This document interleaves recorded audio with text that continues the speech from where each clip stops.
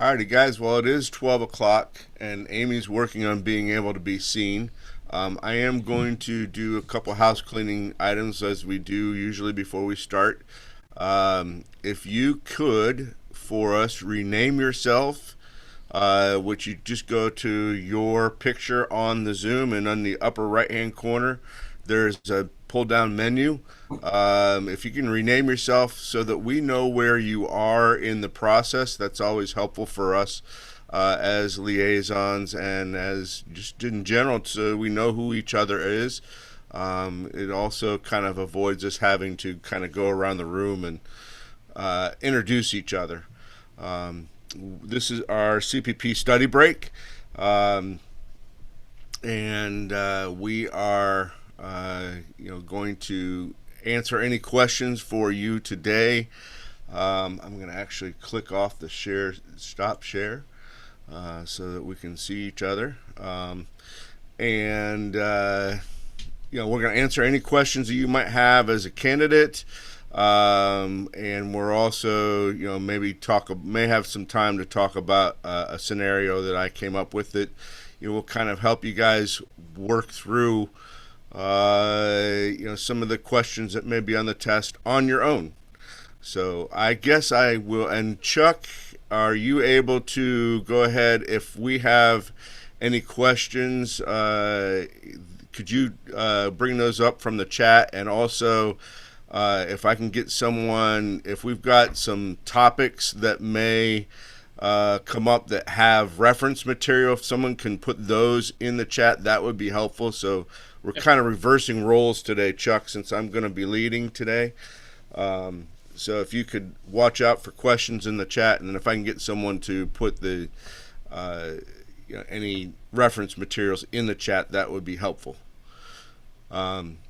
So I will open it up to the candidates. Anybody have any questions that we can answer right off the bat for you guys?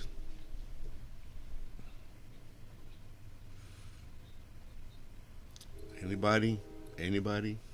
This is kind of a real general one. Do you think they'll ever let you take a written in person?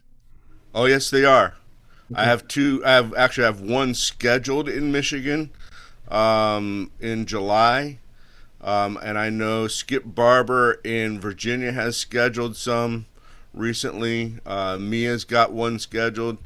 So, yes, they are. I would contact your liaison. I will do that If you, today, then. I'm sorry. I will do that today. Yeah, they have to schedule it 60 days in advance. Right. So, if you would prefer an in-person test, or if you're in Michigan, you can always come, or Ohio or Indiana, Illinois. You can always come take it in Michigan. I don't know where you are. Um, I'm in Illinois, and I was going to take it in Missouri. oh, So we'll just kind of have to see where it flies and go from there. yeah, I'm just at the point where I don't really like doing any Zoom test or anything anymore. I understand. I understand. That was a good question. Anybody else have, any of our candidates have any questions that come from the test? Or, I mean, I know that Amy was telling us that she's getting ready to submit images. We're down to our last week of image submission before, they close out. So the Jeopardy song starts on Friday. I can ask a question about the images, Okay. and it has to do with white balance. Okay. In the checklist, it refers to an image number 2 or number 3 to utilize a custom white balance. Okay. So you're saying scenario number 2 or Correct. number 3? Okay. Okay. Now, is that where I'm getting tripped up, do you think? I don't know. Okay. Well, when How you are you say, having problems? well, I'm just wondering and it might be just the wording and the way I'm interpreting that. scenario versus image, because in the reference video, it talks about, setting your white balance to 5,500K, and that's fine with Flash. But in the written checklist, it refers to scenario 1, 2, and 3. And it says in 2 or 3 to use custom white balance. So maybe that's my issue. It's the number 1 is Flash scenario. Right. So I'll let Mia and Chuck both have their hands raised with an answer with that. I'll let Chuck go first, and then Mia may need to add something in here. Thank you. What you're getting, the confusion you're having is very common because the way they worded it. The images are the straight on, the overhead minimum depth of field, and overhead maximum depth of field. Those are the 3 images. Gotcha. The scenarios, number 1 is using Flash. Right. Number 2 is using continuous lights. Okay. And scenario number 3 is using natural light. So whatever scenario you do, if you're doing Flash, all 3 images are done with Flash. Right. If you're doing natural light, all 3 images are done using natural light. And if you're doing it with natural light, I suggest you borrow some flashes. Right. Okay. Well, I'm using scenario number 1. So just hearing you guys say it out loud versus me reading it, it clicked. So thank you. A lot of people there. Yeah. A lot of people have that same confusion with the way the checklist is written. Okay. So you're not alone. Okay. Well, wonderful. Thank you so much for that. And Mia, that did you is have why, something to add to that? yeah, can you hear me? Yes. That's why 12 pages of information, there's little bits and pieces of information scattered through there that isn't in that checklist that you have to pay attention to. And that's one of them right there, so. Okay. Great question. Thank you. Thank you. Thank you, guys. Any other questions from, actually, Ron has his hand raised. We'll go ahead and let Ron. One other thing I was going to add to that is, if you're just starting out, I would really recommend you kind of carefully consider which option of those 3, whether you do the strobe light or the continuous or the available, because each one of them brings with it its own challenge. But as we've experienced recently, the available light one can bring with it more challenges than benefits. So just look into each one of those options before you decide which road to go down, so you know how big of an apple you're trying to bite off. Okay. Mm-hmm.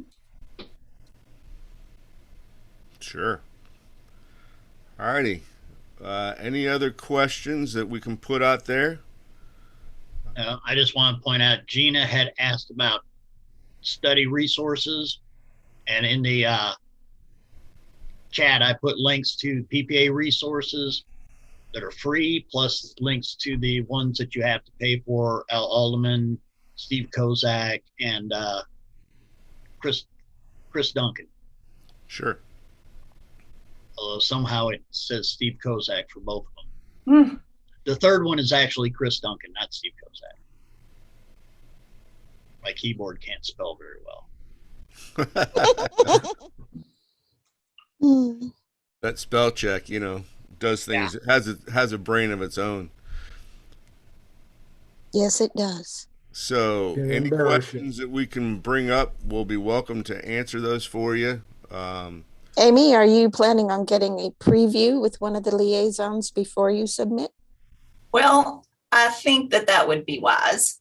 That would save some time probably in the long run.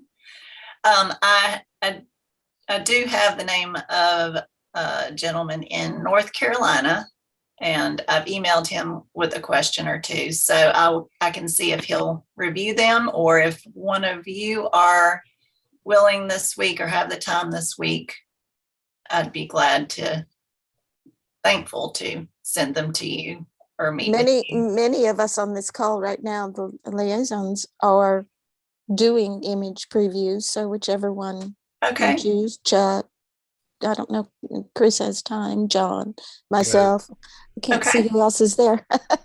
Yeah, All this right. group we do image submission previews, and we have a sign up through 17 Hats. If someone could put the sign up in the chat, that would be great. That would be easy for anybody who's Amy's getting ready to submit. I That just would put get it her in there. time. So Thank you. sure. So I'm assuming Gina is new to the process. Welcome, Gina. She may not be able to unmute. We've got a few people that have come back. Welcome back. Again, any Gina questions? said that she's at work and she's listening, so Okay. probably she's not responding. Gotcha. Understand. So if we don't have any questions, I'm going to share my screen here, and I'm going to let. Here's what I'd like to do before I even start this. So for our candidates that are out there that can unmute and talk, I'd like for you guys to work through a scenario together, because what we find as photographers is we don't always work on a job all by ourselves. And so we rely on other photographers, we rely on assistants. And so I have worked through a scenario that I've actually had in the past myself, and I'm going to put it up here on the screen. And I'm going to let you guys kind of work it out together. And as liaisons, as they work it out and they have questions, we'll be glad to answer those questions. So I'm going to share my screen here. And feel free to talk out loud so we can hear you. Please do. So here's the scenario. You're assigned to photograph some groups of people, and your largest group is going to be 20 people. What you decide to pose would work best in 7 people, in 3 rows, 7 people, 6 people, and 7 people. Your setup is your light is 15 feet away, set at half power. The camera is on a tripod using a focal length of 50 millimeters. And the group is already pre-framed for a 5x7 crop, so it looks really good through the viewfinder. Mm-hmm. The camera is positioned between your light and your front row of the group. You measured your lighting at f8, 1/160th of a second, and ISO 200. Your test shots came out beautiful. Halfway through your shoot, your contact comes to you and asks, "Can we do a group of 83?" So that is when you do your posing on that, it's 6 rows, 14, 13, 14, 13, 14, and 15. You gladly accept because you've agreed that there would be an extra payment. So here's the questions. What rules and principles of photography would you use as you make your changes to your setup?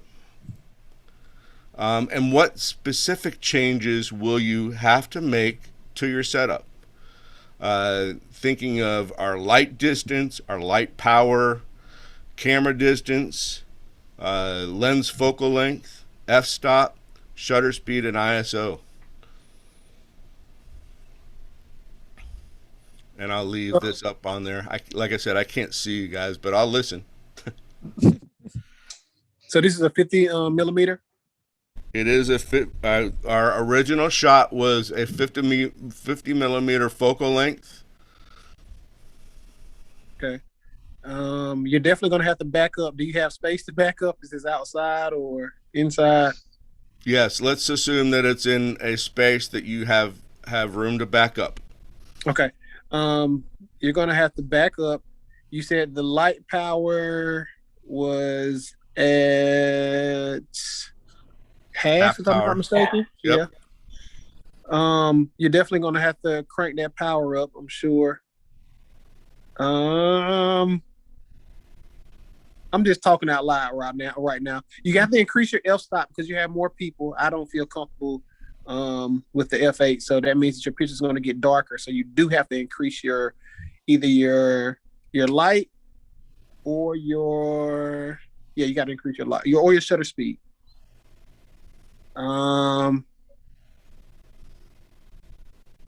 ISO. I'm jumping all around. I'm sorry. I'm gonna be quiet for a second.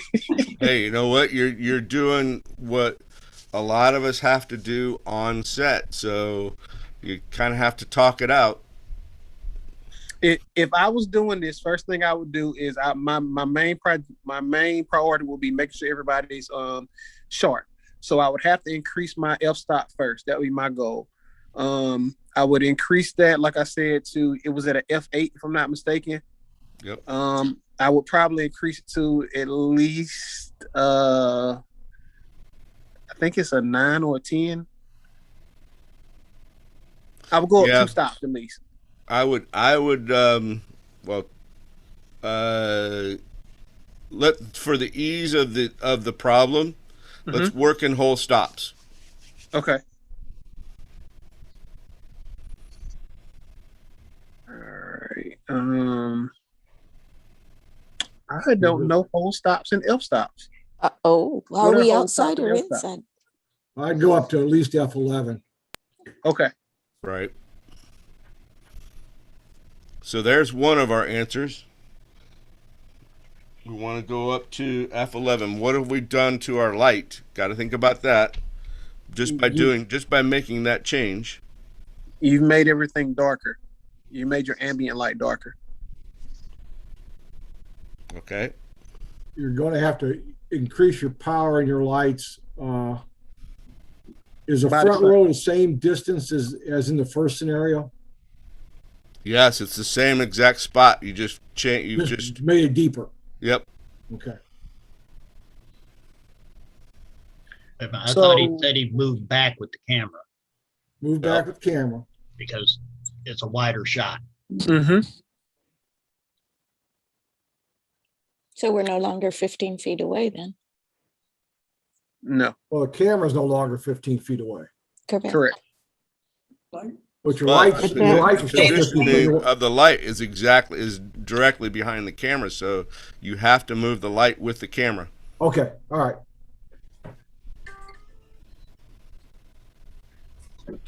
All right. You're going from an F8 to an F11. Yep. So that means that is 1 stop. Going that way, you're diminishing the light, so you lost a half. Is that correct? Well, that's something we have to work with too. So if we moved our light, I'm assuming you just said that you moved your light backwards, right? No, I was talking about stops alone. Okay. So I was talking about going from the 8 to the 11. So that means that I was saying power-wise, as far as the light inside of your camera, you diminish that light. Yes, because you've changed your f-stop. Correct. Okay, so I'm saying what I think I'm saying. So that means that you have to add at least a half. No. A lot of different components in here. Yeah. Well, if we need to double the power on the light to compensate for going from F8 to F11, that's one thing, but we've moved the light further back. So we've also decreased what's reaching the subject. You've also increased. So what's not terribly apparent here from the way I wrote the question, I'll give you a hint. The group is exactly going from a group of 20 to a group of 83 is exactly twice the size. Okay. It's more than that in the number of people, but your front row is exactly twice the size and your back row is exactly twice the size. Okay. So that should give you a hint as to how far back you have to go. Okay.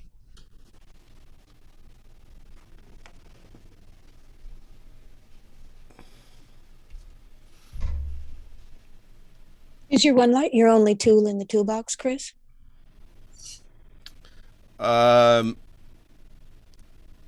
In my case, it was not. However, for the purpose of the question and making the picture look beautiful, I would not go to a 2-light setup because you start to introduce shadows that are pretty undesirable. You have to compensate for that if you're adding a second light. So, if that's what you were suggesting.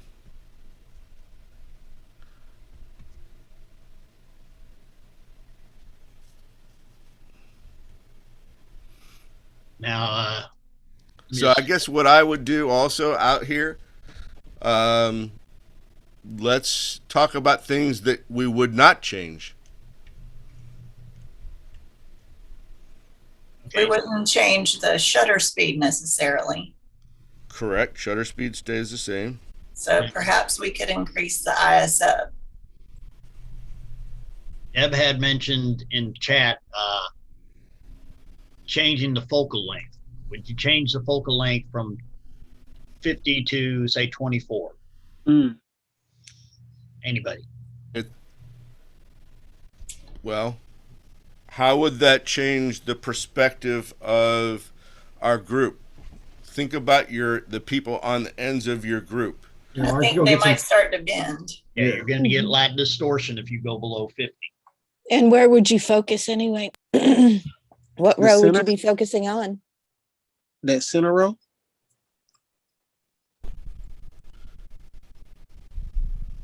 In a group with 6 rows, I typically focus on the second row, but center row would work too. You'd have 2 center rows. Okay. I could be wrong, but I'm giving it the best I got. I said the light distance would be 30 feet because you doubled it. You said everything is doubled, so that's the what I get. That's a good move. So if you're going to double the distance from the light, you're going to have to push it to full power now. Yeah. Right. We already moved our light to full power because Okay, I'm sorry. we compensated our f-stop. So now we still have some light changes that we have to make because we moved our light back. That's right. So how many stops of light did you lose by moving it twice the distance from 15 to 30? how much light did you say that one more time?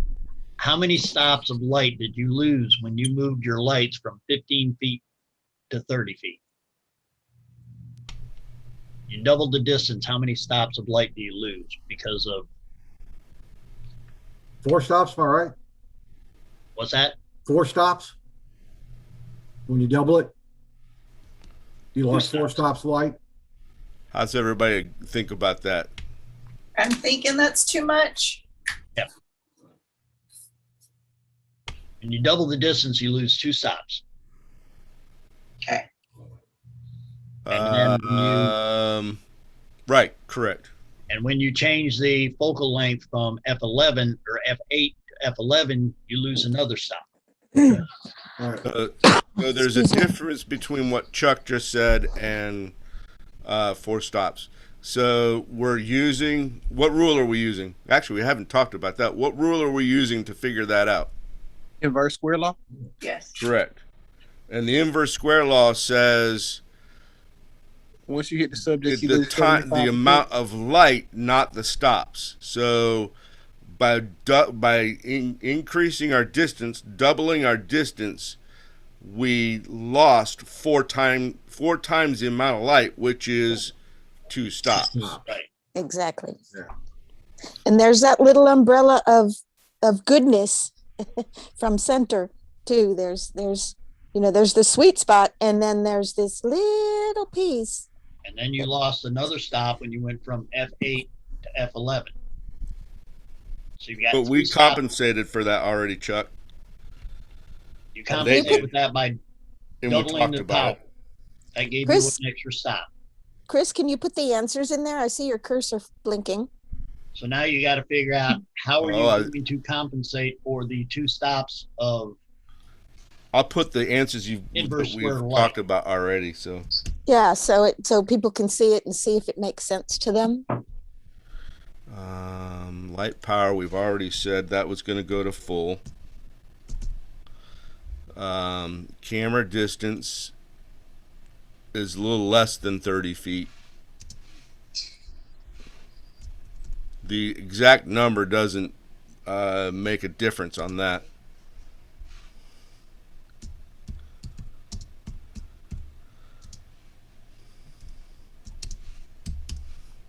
Focal length is what that made a difference in, which is 50. F-stop, we decided that we needed to increase our f-stop to compensate for the group. Shutter speed does not change because we're on a tripod and it doesn't affect the lighting anyway, so we're just down to the one thing. So we need to figure out, we compensated for the change in f-stop by increasing our light power, so the only thing left we need to change in our setup is compensating for the distance of your light, which is, we doubled it. We went from ISO 200 to where should we go now? Would it be, if we're doubling, would it be 400 or? We're 800. Yep, 800. We're increasing by 2 stops, 4 times the amount of light. Okay. Woo, 8,900. That's a lot of. That's a hell of an ISO. It's gonna be a little blown out, but it'll be all right. Yeah. I can fix it. So, Fix it in post. there we go. Lots of great. That's why you shoot in raw. You fix it in post. Oh my God. So there's a good example of 2 things of how on a shoot we've applied our inverse square law. We've thought through focal length and how it affects our picture, which will be on the test. We've thought through equivalent exposures, which will be on the test. So these are all things practically that we use out in the field for concepts that we are being tested on as CPPs. Ron has his hand raised. Yeah, one thing I wanted to mention is where my mind went immediately when you went from that smaller group to the bigger group with so many more rows in it was the idea of optical compression. I mean, if you don't have too many rows, then all their heads are going to look about the right size. But if you get deeper and deeper and they get further and further away, the people in the back, their heads are going to look significantly smaller than the people in the front. And so to eliminate that effect, what you do is you back way up and you use a higher focal length lens to zoom in on them again. And that way, their relative distance to you for the front row versus the back row is a lot smaller. And that helps the back people in the back row look in the correct proportion, the correct size versus the people in the front row. That's where my mind went when you first changed that. But it's very important, and that sometimes can be what dictates how far you go away. That is absolutely correct, but it was at that point when you start adding in a variable focal length lens, you change the question to where I couldn't get exact numbers without showing you out in the field. Exactly, but that's a good point to bring up, though. So, but I like your question very much, Chris. Good job, man. Yeah. Welcome. Any questions on how we got to our answers? Yeah, I have a question for Corey. So at first you were going to change the shutter speed. So what was the reason why we didn't change it?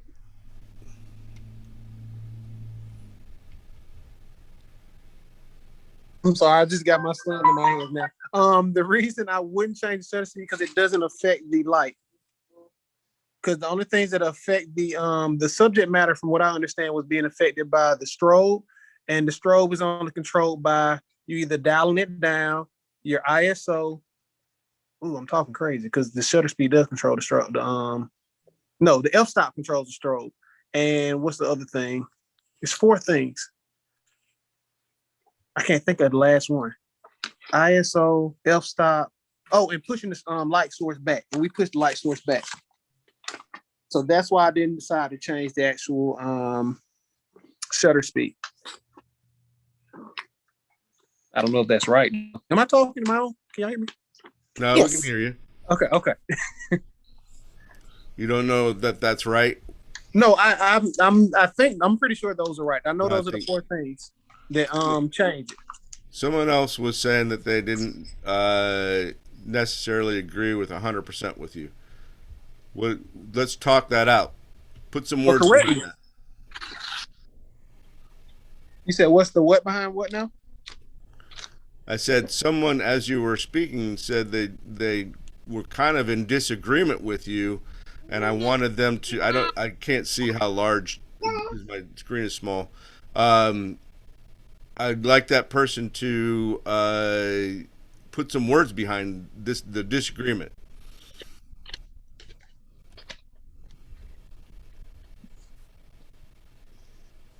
I don't know who it was. All right. I do know I did mess up when I was speaking. It's not the shutter speed that changes. Like I said, it's the f-stop, the aperture. That was the one thing I messed up on. The 4 things that affect the actual strobe are your aperture, your ISO, moving the light source back, and then dialing your number down on the actual strobe itself. So I do apologize. I did speak wrong on that, if that's what they were saying. Right. Any other comments on the question, or any questions that it brought up in your mind?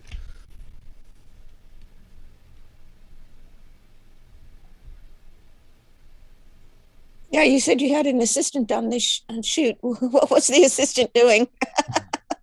The assistant was, well, in this case, my assistants were there to help me line up the group. They were there to move lights around as necessary. My job was primarily right there at the camera. And I did pose the group. So in that case, school photography, you got to figure also, I'm doing those little teeny tiny groups. I'm probably doing 15 to 20 of those a day. So you're knocking out the classroom groups, and we do them in 7 minutes each. And then the larger groups we allow for 15 minutes. So Chris, can you post this question inside the group? That way others can take benefit of it with in the you mean in the Facebook group, Mia? Yeah, in the Facebook group. Yep. And then I guess Ron can add the link. Maybe you have to send it to Ron. I don't know. Because it'd be interesting to see what other people would chime in on as well. Right. Yeah, definitely. I can put that in the Facebook group. I was curious if you were outside or inside, though. This would have been inside. So you have a lot more control of the light. Right. Well, sort of. Sort of. But if I'm going from shooting a girls field hockey team, which is about 20 women, to shooting a football team, which is about 85, you still have the same problems with focal length, but the sunshine doesn't, other than the direction of the light, doesn't affect you.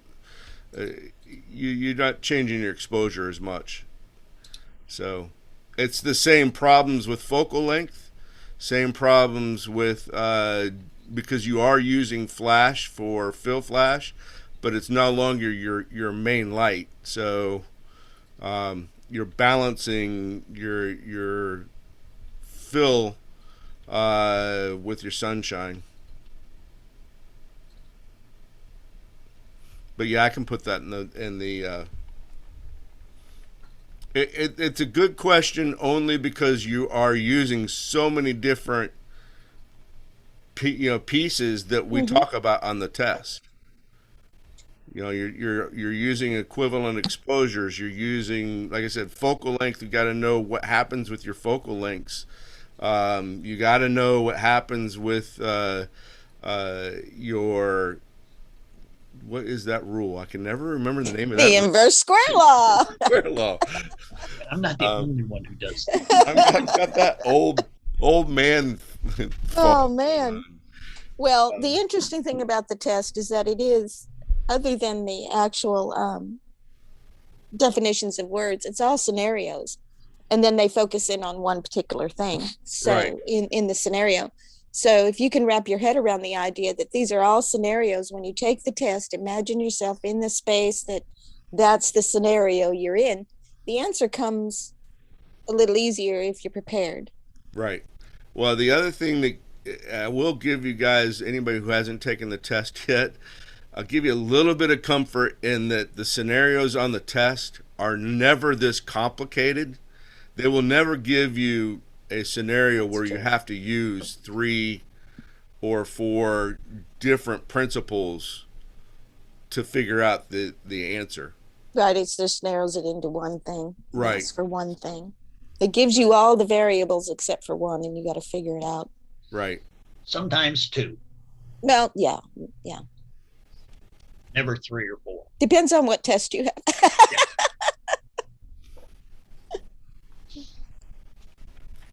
Any other questions? How's Deb Davis doing?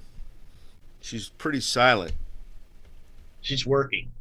Oh, she's working. She's getting ready to take the test. That's why I asked. When is she taking the test? Well, I'm not sure if she's decided to still do it with ProctorU or if she's going to go and do it on the in-person test. My in-person test is July 24th. So I've got 3 people signed up for that. Deb was kind of still trying to decide which way she wanted to go.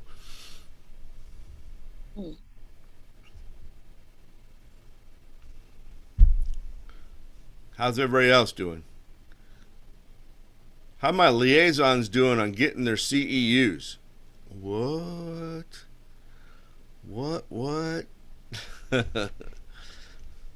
Doing really well. I just haven't written anything down, so I'll probably just spend some time going, look at this. I've got 16 of the 15 I need already. 16 of the 15? Yeah, I'm with you. And for those who haven't seen the announcement, even our candidates here, Imaging USA is discounted again next year. Yes. $59. And if you stay at the Gaylord in Maryland, PPA will pay $40 a night of your hotel. So exciting. That's great. And that's part of the reason why I brought it up, Chuck. It's for, what do we got? Some people on here. We still got some candidates on here. We always think of put ourselves in the perspective for actually candidates. Put ourselves in the perspective of, well, once we pass the test, we're done, and that's not necessarily the case. There are continuing education credits that you need to get between the time that you actually certify until the next time you recertify, which is 3 years.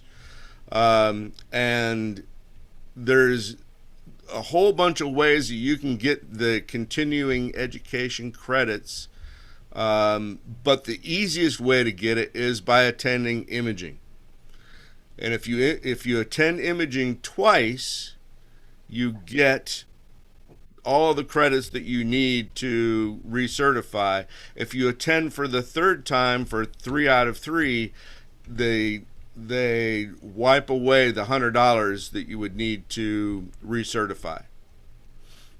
So always, one of the things that PPA loves about this whole process is that it's a continuing purpose to continue on learning. I mean, we're never done learning about the photography process, the photography business. There's always something you can be learning about in photography. So try to learn something every day. Any questions out there? Well, that is so true, Chris. And they offer so many different ways, even online, that you can get some of that, Right. So it might be like a half of a point, but you do a few of those and they allow 8, so then it ends up like 4 or something. So anyway, it's really nice that what they do for us. And anything that you do through your local guild and your state affiliate, that all counts. It's calculated differently from merits. It's virtually anything you do that's learned. Well, anything that you do, it's PPA associated. I'm not sure if a creative live class would count. Oh, they do. Ron says that they do. All right. So Creative Live does count? Wow. So yeah, but I don't want to detract from the fact that PPA has probably as many videos on their website as Creative Live does. So I would do those first before you do the Creative Live videos. Yeah, I would look at the Creative Live as being someplace where you can go and you can learn a lot about the way photographers have taken photography and stretched it. But I would look at the PPA site as being the one that is teaching you photography technically correctly. Think of it like that. Yeah. Right. I think also, well, not also. One thing to keep in mind is if you're getting emails from PPA, you should be recognizing that they've put out probably once a week. They put out a video or some learning opportunity that you can go to and watch. The one that I got today was on weddings and portraits. So if you have any questions about weddings and portraits, if that's not your genre, I get it. It's not really mine, but why not learn about it? Maybe it is something you'll like to do, or it's possible that you're a second on, for a photographer, and you're actually doing some of that. So It's always good to know. I have 2 things I'm adding in the chat. One is that there's actually a workshop on merits, not continuing education credits, but merits and degrees. So after your CPP, that's one of the things, or even before, that you can work on as well. And also PPA just added a client-facing page for YCPP. So that's something which you can put on your website or link your clients to, so that you can have PPA endorse why you should get a professional photographer and why they should be a CPP. So that just supports what you're working for here. Yeah, and they call them units. They don't call them points or merits. They call them units. You're going for units. So yeah, so the continuing education units and merits. Merits for and degrees. they even give you a handy dandy little form you can download to write it on, which you see mine is blank because it's all written on a different piece of paper. So one of the reasons that, there's 2 reasons, major reasons why they do that. Number one, their own scoring system is called a merit, and you apply those to degrees. But I don't know if you guys knew this. CEUs is a standard certification term that even if you're a real estate agent, if you're a accountant, you have to go back and you have to continue on learning. And in all of this process that we're working on right now is not necessarily governed by PPA. It's governed by a certification. I don't even know what you would call it. It's governed by certification. Education board. It's an education board. Education board, right? Yeah, it's the same for college. You take so many credits. Each class is worth so many credits, and they call them units and credits. Right. It's the exact same thing. And so there's an actual committee that oversights, that's not a part of PPA, that oversights what our certification looks like and how we get it and how we maintain it. and that's dictated to PPA. So someone who goes to a college and gets an associate in photography, or they go to a fine art and get it, whatever they do, PPA is the same. It's a university as well. It's just kind of hidden within the things. They don't call themselves a university, but it's the same, and they have the same strict guidelines and all of that. The classes are up there, and it's the same thing, if not better. Yeah, I had the same thing. Before I let them expire, I had 3 certifications in computers.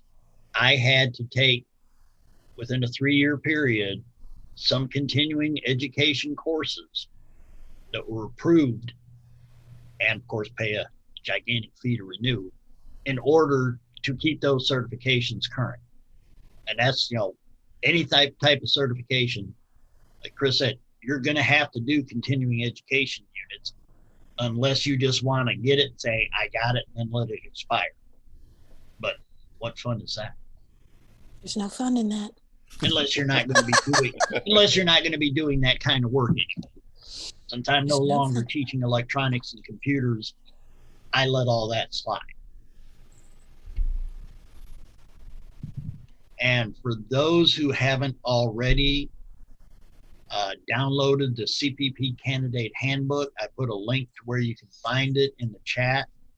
That is a one-stop place where you can find all the resources that you need. It's beautifully written. Links to every video. They've got links to the kit you have, the Sherman kit you have to have for your image. Yeah, they've got it all in there. It's a one-stop shopping for it. Instead of searching throughout the whole PPA website trying to find it, good luck with that. You download that candidate handbook, and it's got everything you need. Well, it's got links to everything you need right there in the handbook. It becomes the Bible there for a while. Yeah.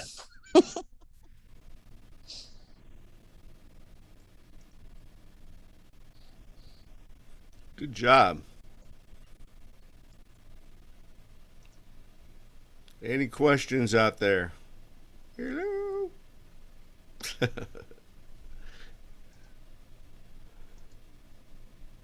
I could go to the, I could make the candidates answer questions from the Quizlets.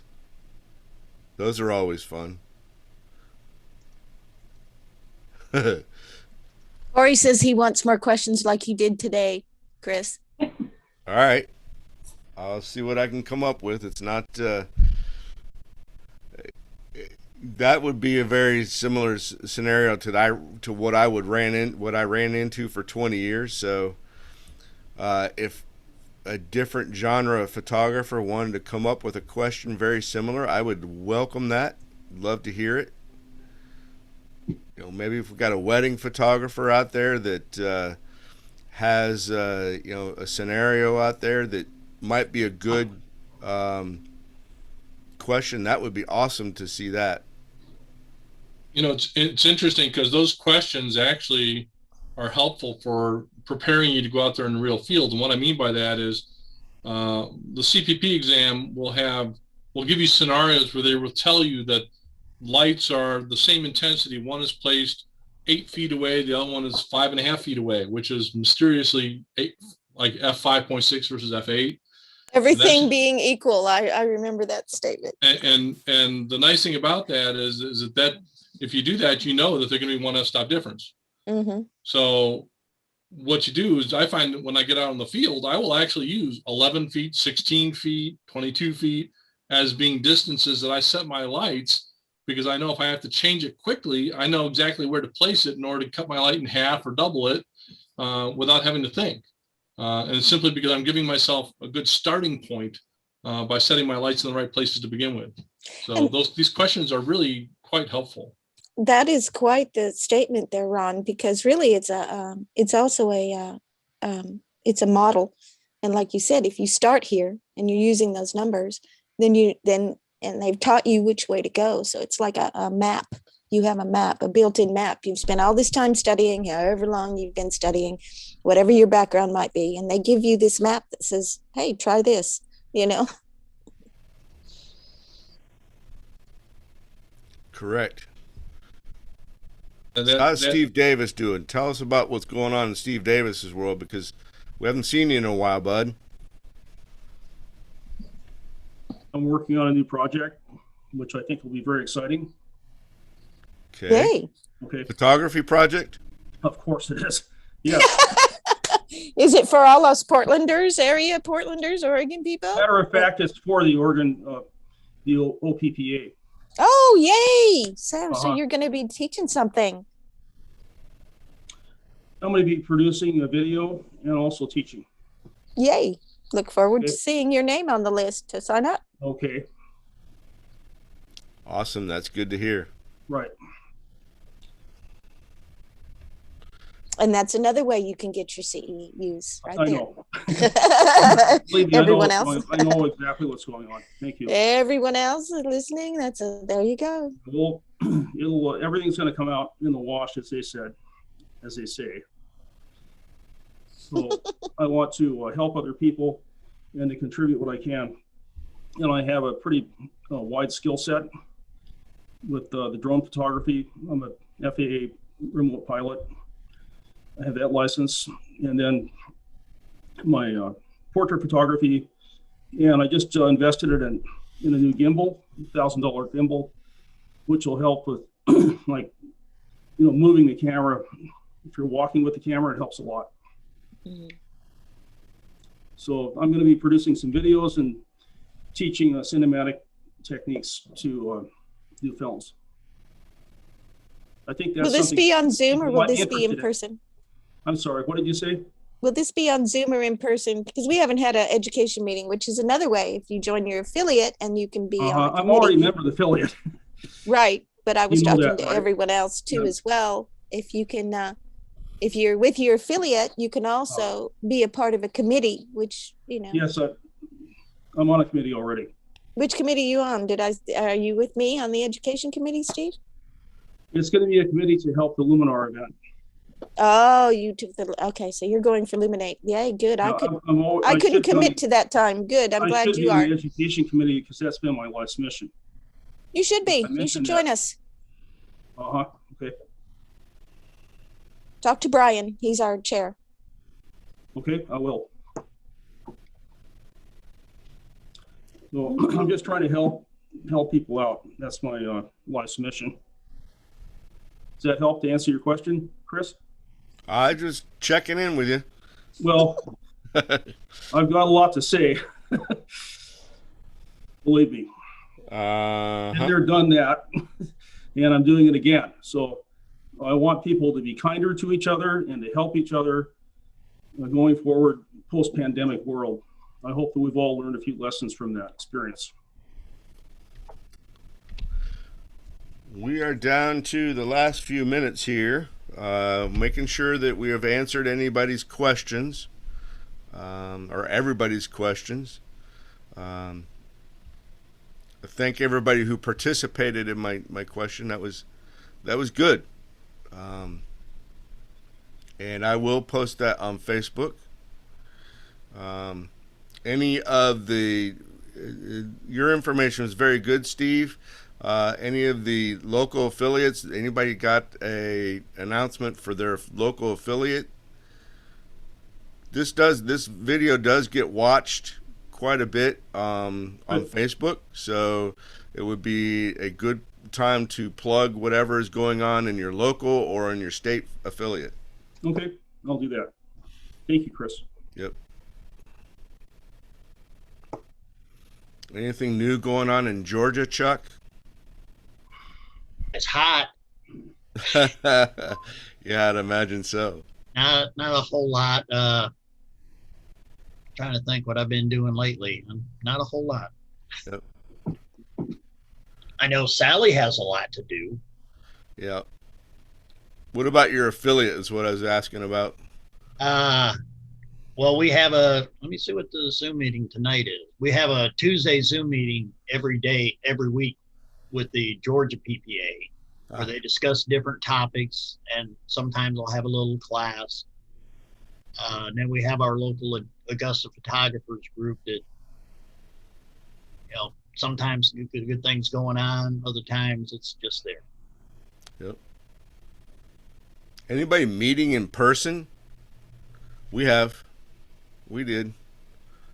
I'm excited about that. That was a good opportunity. We had one of our members do a workshop on posing outdoors, and we did kind of a shootout. It was fun. It was very good.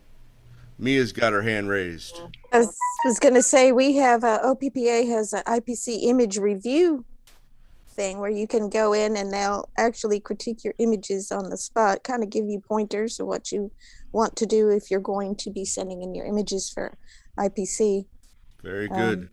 Which is fun. That's the most recent one that's coming up that I see. I'm looking to see what else we got going on.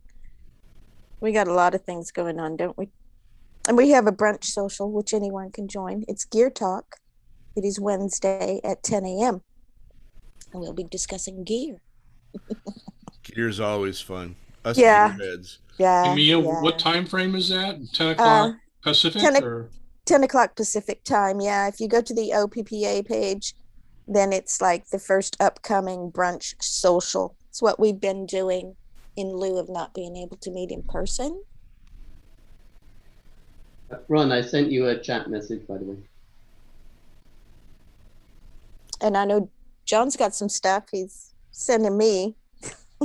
We have a in-person exam later on at the end of this month. 3 out of 4 spots already. And actually, we had one of our candidates do the Proctor U, and he found it was there were some things to go through, but he found it was smooth. And of course, you get your answer very soon. He got his the next day. Yep. It worked out for me. Proctor U. How about Ohio, Ron? We got anything going on in Ohio? Not. We got our conference coming up in a couple 3 weeks or so. But is that going to be live, or are you going to do that virtually? No, it's going to be live. It's going to be live. Interestingly, though, I'll tell you one thing I'd like to encourage them to do is to figure out how to use the trade show differently, because they haven't really been. I think there's an opportunity for vendors and to help vendors look at the trade show differently than they have been using it, because they can't use it for moving mass quantities of product anymore. And I think at the PPA this last year, they kind of got the idea, with having presentations going on at the booths to help educate people too. I think it was was it the Canon booth that was just inside the doors there? Yes. But I think at the state level, I think we need to be thinking a lot more about using the trade show space and time differently as well, and see that propagate down. But I mean, it used to be I'd go to the conferences to buy gear, but anymore, just that's not what you do anymore. You go on to Adorama or one of the other places. So sure. But if you guys have any ideas to share back with all of our areas, let us know. It's tough all the way around. I mean, I've been involved with our trade show here in Michigan, and it's dwindled down to 1 or 2 vendors, and it's hard because vendors don't want to put resources to something that's not well attended. So I mean, for Michigan to say we've got 50 to 75 people attending, that's a pretty good conference. But if you look at it from the position of Richmond Photo or ACI, or you look at it from a camera manufacturer, they're not going to do that for 75 people. They may send one of their reps, but they're not going to have product out there. So when I was at PPA conference last year, I bought a 150 to 600 lens, and they ended up shipping it to me from Cleveland after, post conference. So, they're not even moving mass quantities of product anymore at the conferences. Right. So Don's on mute because he's at work. Anything, all's good in Virginia, right? Yep. There you go. Have to go. All righty, Steve. Thanks for you. coming by. Bye, Steve. Thanks, John. All righty, guys. It is 1 o'clock. If anybody has any last minute questions, I'll be glad to hang out here with you. So usually us liaisons, some of us kind of hang out as well. But the normal time is expired. How do you say that in a game? Going into overtime. It's Yeah, game over. we are officially in overtime. So Thank you guys for everything. you're I welcome. appreciate it. And Thank I'll you be in for touch coming. with one of you about the preview. That's going Right. to be very helpful. Awesome. Thank you. Have a good day. You too. Bye. Good luck, Amy. Bye-bye. Thank you. I'm off too. Bye, everyone. Thanks, John. Bye bye. Thank y'all. Y'all have a great day. All right, everybody have a good day. We'll see everybody next week. And off we go. Now I got to figure out how to close this thing down. I'm closing it down.